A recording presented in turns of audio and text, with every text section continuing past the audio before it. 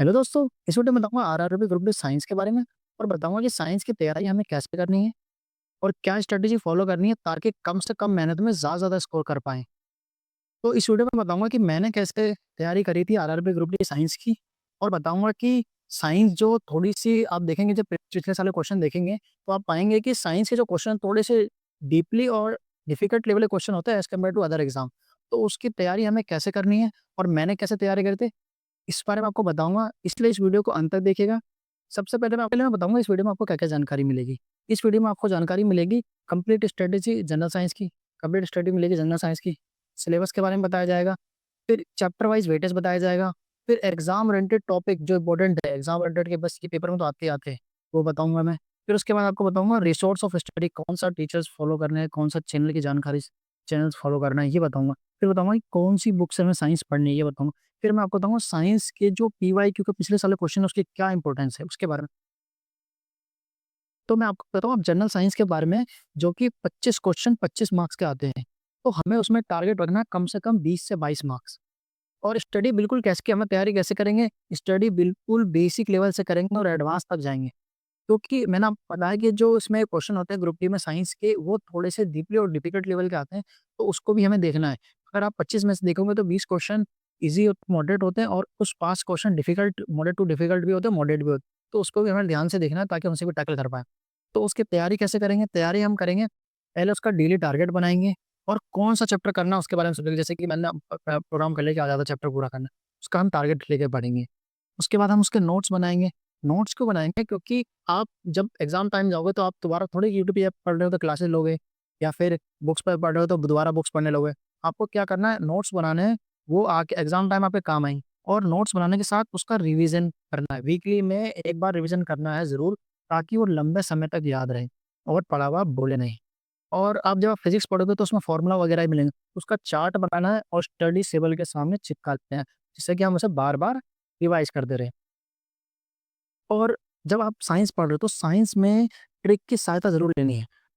सहायता से आपको काफ़ी लंबे समय तक याद रहेगा। जैसे कि मैं एक बताऊँ विटामिन होता है, विटामिन में एक ट्रिक होती है रवेश आर्यवर, रतक टॉफ़ी जिससे रास रेटिनॉल होता है। तो ये एक ट्रिक है जिनसे काफ़ी लंबे समय तक याद रहता है। तो ये ट्रिक की सहायता से हमें याद करना है जिससे कि लंबे समय तक हमें याद रहे। तो ट्रिक की सहायता से भी हमें पढ़ना है। अब मैं आपको बताऊँगा साइंस के सिलेबस के बारे में। सिलेबस में पहले बताऊँगा फिज़िक्स के बारे में। फिज़िक्स में सबसे पहला चैप्टर पढ़ेंगे आप मोशन एंड फ़ोर्स।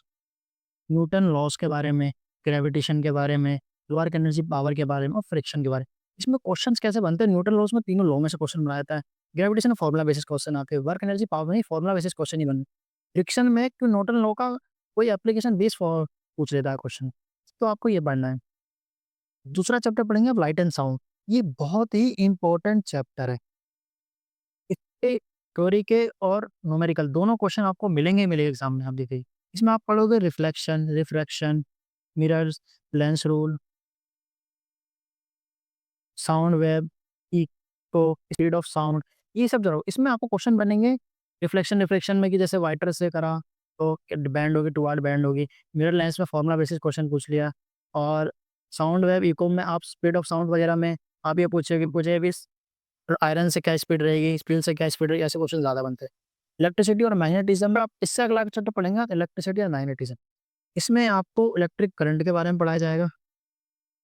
रेजिस्टेंस के बारे में, ओम्स लॉ के बारे में, मैग्नेटिज़्म के बारे में, इलेक्ट्रोमैग्नेटिक के बारे में, एसी-डीसी के बारे में। तो इलेक्ट्रिक करंट में फार्मूला बेसिस क्वेश्चन बनते हैं, रेजिस्टेंस ओम्स लॉ में भी आपने देखा होगा फार्मूला बेसिस क्वेश्चन बनते हैं, जैसे कि तार की थिकनेस को डबल कर दिया, लेंथ को आधा कर दिया, ऐसे क्वेश्चन बनते हैं। डीसी, एसी में थोड़े थ्योरी बेस्ड क्वेश्चन बनते हैं उसके। फिर इससे अगला आप चैप्टर पढ़ेंगे हीट एंड थर्मोडायनामिक्स। इसमें हीट बहुत इंपॉर्टेंट है। इस पे एक क्वेश्चन बनता ही बनता है, जैसे टेम्परेचर स्केल्स में आप पढ़ोगे Celsius, Fahrenheit, kelvin, conduction, convention, radiation, law of thermodynamics. इसमें जो क्वेश्चंस बनते हैं वो बनते हैं फ़ारेनहाइट को केल्विन में बदलना, सेल्सियस को केल्विन में बदलना, ऐसे टाइप के क्वेश्चन ज़्यादा बनते हैं, तो इन पे हमें ज़्यादा ध्यान देना है। तो मैंने आपको फिज़िक्स के बारे में बता दिया, अब मैं आता हूँ केमिस्ट्री के बारे में। केमिस्ट्री में पढ़ेंगे मैटर, होल्स के स्ट्रक्चर। इसमें आप क्या पढ़ोगे, जैसे पढ़ोगे एलिमेंट्स के बारे में, कंपाउंड के बारे में, उसके मिक्सचर्स के बारे में, फिर एटम्स के मॉलिक्यूल्स के बारे में, फिर उसके बाद कूलिंग के बारे में और फिर मेटल और नॉन मेटल के प्रॉपर्टीज़ और मेटल नॉन मेटल के बारे में जानेंगे, कौन-सा एलिमेंट मेटल है, कौन-सा नॉन मेटल, इसके बारे में हम जानेंगे। तो इसमें भी क्वेश्चंस बनते हैं, जैसे प्रिडिक्टेबल टाइप के क्वेश्चन बनते हैं कि फॉर्मूला क्या, इस कंपाउंड का क्या बनेगा, ये 2 में 2 एलिमेंट मिक्स करेंगे तो क्या बनेगा? ऐसे टाइप क्वेश्चन बनते हैं। अब दूसरा बनेगा, चैप्टर पढ़ेंगे एसिड और बेस, सॉल्ट। इसमें क्या पढ़ोगे आप? प्रॉपर्टीज़ पढ़ोगे एसिड और बेस के, फिर उसके पीएच स्केल्स पढ़ोगे, उसका ब और साल्ट पढ़ोगे और साल्ट का यूज़ पढ़ोगे। इसमें जो क्वेश्चन बनते हैं, वो एसिड बेस पे तो प्रॉपर्टी के टाइप क्वेश्चन पूछते हैं, वरना पूछते हैं पीएच के बारे में कि लेमन का पीएच क्या है, पानी का पीएच क्या है, ऐसे क्वेश्चन पूछ लेते हैं। और साल्ट्स के यूजेस पूछ लेते हैं, कि किस साल्ट को किसमें यूज़ किया जाएगा, ये पढ़ेंगे। फिर अगला चैप्टर से हम पढ़ेंगे केमिकल रिएक्शन। केमिकल रिएक्शन में oxidation, reaction, combination, displacement, reaction, ये सब हम पढ़ेंगे। इसमें इस टाइप क्वेश्चन बनते हैं कि जैसे कि लोहे में जंग लगना, या ऑक्सीडेशन रिडक्शन की प्रक्रिया क्या है? ऐसे टाइप के क्वेश्चन इसमें बनते हैं इस चैप्टर से। फिर उससे अब हम अगला चैप्टर पढ़ेंगे केमिस्ट्री इन डेली लाइफ, जो हम बेसिक डेली लाइफ में यूज़ करते हैं। ये बहुत इंपॉर्टेंट है, इसमें हम पूछता ही पूछता है एक क्वेश्चन।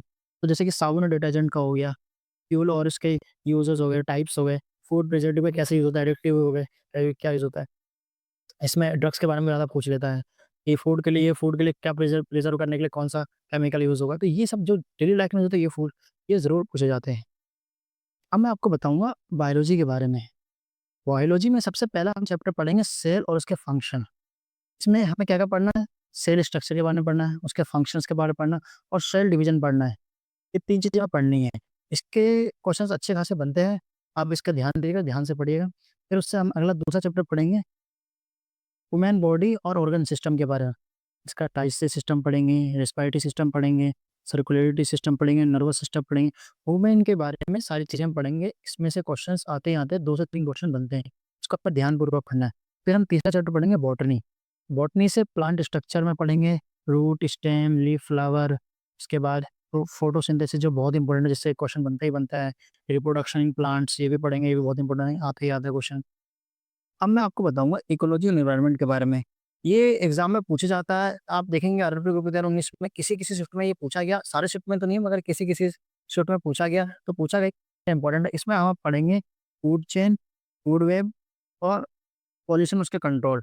तो इसमें आप ऐसे क्वेश्चन आते हैं जैसे कि चील कौन से जो आता है, कौन से उस पे आता है, 3rd स्टेज पे, 4th स्टेज पे, कौन से स्टेज का आता है, ऐसे क्वेश्चन बनते हैं। फिर उससे अगला आप पढ़ेंगे ह्यूमन डिसीज़ के बारे में और इम्यूनिटी वन। ये अपने में कॉन्ट्राडिक्ट है, जैसे मैंने बताया कि डिसीज़ का चैप्टर हटा दिया गया है एनसीईआरटी से, मगर जब नोटिफ़िकेशन आया तो उस टाइम नहीं हटाया गया था। तो हो सकता है पेपर में पूछ लिया जाए, इसलिए इसको ही पढ़ के जाना। इसमें हम पढ़ेंगे इन्फेक्शन के बारे में, डिसीज़ के बारे में, वायरल डिसीज़ के बारे में, वैक्सीनेशन के बारे में, इम्यूनिटी के बारे में, ये सारी हम जाने। अब मैं आपको बताता हूँ साइंस का चैप्टर वाइज़ वेटेज। 25 क्वेश्चन आते हैं टोटल, फिजिक्स में 7 से 8 क्वेश्चन, केमिस्ट्री के 7 से 8 क्वेश्चन और बायो के 8 से 9 क्वेश्चन आते हैं। सबसे पहले फर्स्ट एंड न्यूटन लॉज़, 2 से 3 क्वेश्चन बनते हैं। वर्क एनर्जी पावर से फिजिक्स में 2 से 3 क्वेश्चन बनते हैं। एसआई यूनिट से मोस्ट इम्पोर्टेंट 1 से 2 क्वेश्चन, एक ना एक एसआई यूनिट पूछी जाती है। फिर हम पढ़ेंगे लाइट, रिफ्लेक्शन और रिफ्रैक्शन, जैसा ही बनाया। सबसे इम्पोर्टेंट ये है, इसमें थ्योरी और फॉर्मूला दोनों क्वेश्चन बनते ही बनते हैं, 2 से 3 क्वेश्चन इसमें आते ही आते हैं। फिर न्यूमेरिकल के क्वेश्चन मिलेंगे 1 से 2 क्वेश्चन आपके फिजिक्स में। तो आपको मैंने फिजिक्स का बताया, अब मैं आपको बताता हूँ केमिस्ट्री में। सबसे पहले एसिड, बेस और सॉल्ट्स पे 2 से 3 क्वेश्चन मिलेंगे आपको। मेटल, नॉन मेटल से 2-3 क्वेश्चन मिल जाएँगे। केमिकल रिएक्शन से आपको 1 से 2 क्वेश्चन मिल जाएँगे। पीरियोडिक टेबल से भी 2 से 3 क्वेश्चन मिल जाएँगे। तो जब वैसे तो पीरियोडिक टेबल एनसीईआरटी से हटा दिया है, मतलब ये नोटिफ़िकेशन टाइम नहीं हटता था, तो कॉन्ट्राडिक्ट हो सकता है। आपको देखना है, अगर पेपर में आ भी सकता है, इस पे पढ़ के ज़रूर जाना है। अब मैं आपको बायो में बताता हूँ, विटामिन से 1 से 2 क्वेश्चन बनते हैं। किंगडम एनिमल और प्लांट से 2 से 3 क्वेश्चन बनते हैं। अब यही बात हो गई कि एनिमल एनसीईआरटी से हटा दिया, मगर हमें फिर भी पढ़ के जाना है। फिर फोटोसिंथेसिस से 1 से 2 क्वेश्चन आंसर बनते हैं। सेल स्ट्रक्चर एंड फंक्शन से 2 से 3 क्वेश्चन बनते हैं। Digestive system and respiratory system से 1 से 2 क्वेश्चन बनते हैं। फिर डिसीज़ एंड प्रिवेंशन से 1 से 2 क्वेश्चन बनते हैं। तो जैसे था स्टेज पे हटा दिया गया है, तो पढ़ के ज़रूर जाना है। अच्छा है, अब एग्ज़ाम आ जाए तो हम क्लेम नहीं कर सकते, क्योंकि उस टाइम जब आया था तो नोटिफ़िकेशन टाइम नहीं हटा था। तो इसमें आपको मेनली किस पे ध्यान देना है, फिज़िक्स में एसआई यूनिट हो गया, न्यूमेरिकल हो गया, लाइट, रिफ्लेक्शन, रिफ्रैक्शन हो गया, केमिस्ट्री में एसिड बेस हो गया, मेटल, नॉन मेटल, बायो में विटामिन पे ध्यान दीजिएगा, फोटोसिंथेसिस पे बायो में ध्यान दीजिएगा और डाइजेस्ट और रेस्पिरेटरी सिस्टम पे बायो में ध्यान दीजिएगा। तो हमें ये चैप्टर इम्पोर्टेंट है, इन पे ध्यान देना है। तो इसी चीज़ को हम करेंगे। अगला बताता हूँ रिसोर्स ऑफ स्टडी, कौन-कौन से रिसोर्स यूज़ करने हैं। वैसे साइंस के लिए बेस्ट यूट्यूब टीचर, ये मैंने खुद भी पढ़े हैं और अपने दोस्त जो एनसीईआरटी, एनटीपीसी ग्रुप भी देके तैयारी कर रहे हैं, उन्होंने निकाला है। तो उनसे भी पूछ के बताया कि ये जो मैंने चार्ट है, ये बेस्ट टीचर, इनका कंटेंट अच्छा है। आप अपने जिससे पढ़ रहे हो उससे भी पढ़ सकते हैं।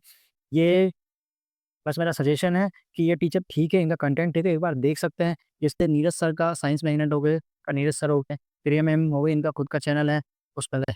उसके बाद पुष्पेंद्र सर हो गए रैंकर गुरुकुल के, फिर उसके बाद राधिका मैम हो गई रैंकर गुरुकुल के। इनका कंटेंट ठीक है, आप देख सकते हैं एक बार, ये अच्छा पढ़ाते हैं एक बार। जैसे काजल मैम हो गई फ्यूचर कूल कोचिंग के, ये भी बहुत अच्छा पढ़ाते हैं, एक बार इनसे भी देख के पढ़ सकते हैं। चेक कर सकते हैं, आपको समझ आ रहा है तो पढ़ लीजिएगा।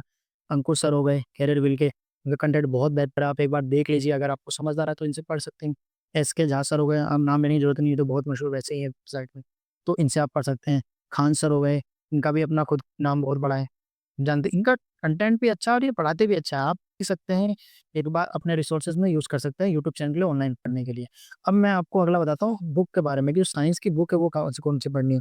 तो बुक्स में सबसे पहले तो एसके झा सर की बुक हुई, सारा कुछ अगर आप एसके झा सर की बुक पढ़ लेते, चार्ट वगैरह भी ज़्यादा पढ़ने की जरूरत नहीं है, उसमें सारा कंटेंट उन्होंने लिख रखा है। खान सर की बुक का भी सेम यही है। और अगर आप ऐसा ही इन दोनों में select, तो किरण की वन लाइनर एनसीईआरटी साइंस ले लीजिए, उसमें भी आपको साइंस का पूरा वो मिल जाएगा डाटा। या तो आप फिर लूसेंट भी पढ़ सकते हैं। और अगर इन सबसे बेस्ट, दोनों से बेस्ट है एनसीईआरटी 9th 10th की बुक, ये आप पढ़ ले तो आपको कोई चीज़ पढ़ने की जरूरत नहीं है, इससे ही क्वेश्चन बनते हैं, इससे बेसिक एडवांस जितने क्वेश्चन बनते हैं यहीं से बनते हैं। पीवाईक्यू की बुक एक ना एक लेनी बहुत ज़रूरी है, क्योंकि मैंने बताया था कि जैसे कि जो पेपर होता है, उसमें पेपर 70% 60% रिपीट होता है। तो पीवाईक्यू की बुक बहुत इम्पोर्टेंट होती है, एक ना एक लेके उसकी तैयारी करनी है बिल्कुल। जैसे किरण की हो गई, स्पीडी की हो गई, पिनाकल की हो गई, यूथ पब्लिकेशन की हो गई। मैंने खुद अगर कहूँ तो स्पीड से तैयारी करी थी। तो आप कोई भी एक बुक लेके और उसकी बार-बार प्रैक्टिस करनी है, क्योंकि पीवाईक्यू के क्वेश्चन बहुत इंपॉर्टेंट होते हैं। आप दूसरे एग्ज़ाम में इतनी मोटी बुक भी पढ़ लेंगे ना, तो ज़रूरी नहीं है कि क्वेश्चन भी एग्ज़ाम में आए। मगर पीवाईक्यू से आप अगर 1000 क्वेश्चन सॉल्व करते हैं, तो उसमें से 10-12 क्वेश्चन फँसेंगे ही फँसेंगे। तो आपको पीवाईक्यू की बुक लेनी है, उसकी बार-बार प्रैक्टिस करनी है। अब मैं इससे अगला बताता हूँ, स्टडी टिप्स दूँगा आपको कि कैसे तैयारी करनी है, क्या-क्या ज़रूरी है अपनी जर्नी में। तो सबसे इम्पोर्टेंट चीज़ है और बहुत ज़रूरी इसकी, ये पढ़ाई के लिए नहीं, किसी भी चीज़ के लिए सबसे इम्पोर्टेंट है कंसिस्टेंसी। आप पढ़ाई करें या कुछ भी करें, कंसिस्टेंसी हमेशा बना के रखें। और रोज़ कम से कम 6 से 8 घंटे पढ़ाई करें, और अपना एनालिसिस करते रहिए, अपना इम्प्रूवमेंट के बारे में देखते रहिए कि आपको अपना क्या तैयारी में, क्या आपका पढ़ाई में लेवल ठीक चल रहा है, सब कुछ अपना मूल्यांकन करते रहें।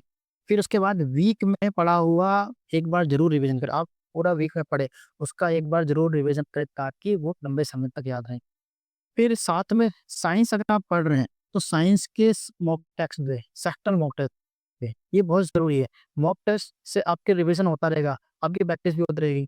तो कोई भी मॉक टेस्ट, साइंस का सेक्शन मॉक टेस्ट ज़रूर दें, और मॉक टेस्ट देने के साथ-साथ अपनी गलतियाँ भी देखिए। जैसे आपने कोई चैप्टर पढ़ा और वो फिर आप भूल गए, तो उसको देखिए, दोबारा फिर पढ़ें, इससे आपको याद रहे। अब कुछ बोलते हैं मॉक टेस्ट कहाँ से, तो मॉक टेस्ट आप टेक्स्ट बुक या ऑली बोर्ड किसी से सेक्शनल देख सकते हैं, बस किसी से भी आपको पर्सनल मॉक टेस्ट बिल्कुल देना है। इससे आपका बहुत ज़्यादा रिवीजन होगा और बार-बार पढ़ने की ज़रूरत नहीं पड़ेगी।